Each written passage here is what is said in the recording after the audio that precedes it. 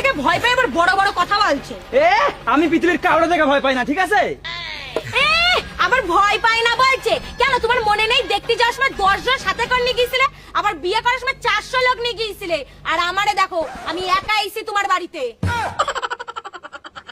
শোনো, সব ছেলেরাই না তাদের বউকে দেখে ভয় পায়, এটা প্রমাণিত। ধুর, মাসবই না।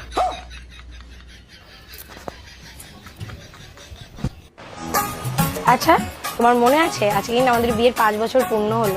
তা বলছি, নতুন করে ভোট হবে naকি এই সরকারই থাকবে? বাজে গেল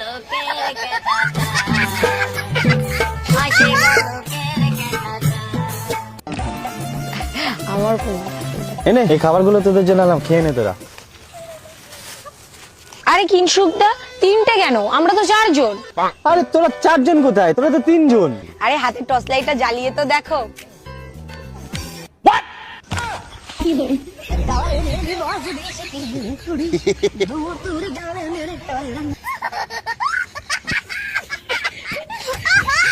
আচ্ছা মা, বিয়ের সময় ছেলেরা তোর বউর মুখ দেখে না কেন? এটাও তুই জানিস না? এটা তো সাধারণ জিনিস। নিজের ধ্বংস কখনো নিজের চোখে দেখা যায়?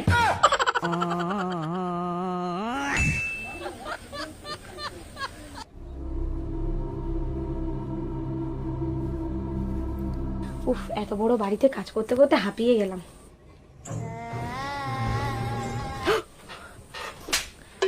এইভাবে কে ভয় দেখায়?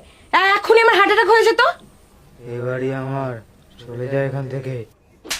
ভূত হয়েছে, কোনো শিক্ষা দীক্ষা নেই, বড়দেরকে সম্মান দিয়ে কথা বলতে হয় জানিস না? তুই করে বলছিস, তুমি করে বল।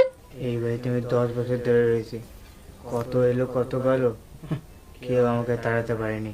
দেখবি বাইরে থেকে ঝাঁটাটা নিয়ে আসবো, তোর ভূতগিরি কোথায় চলে যাবে। যাক, ভালো হয়েছে। আমার বাড়িতে থাকতে গেলে আমার হাতে হাতে কাজ করে দিতে হবে, নয়তো আমি থাকতে দেবো না। কি রে, এখনো বসে আছিস? যা বাসনগুলো মেজে দে। কি করে?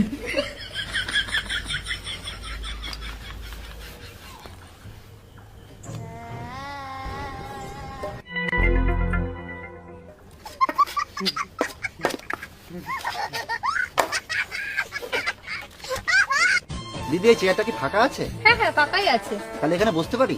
হ্যাঁ হ্যাঁ, বসুন। দাদা, অনেকদিন ধরে কিছু খাইনি, কিছু দিন না।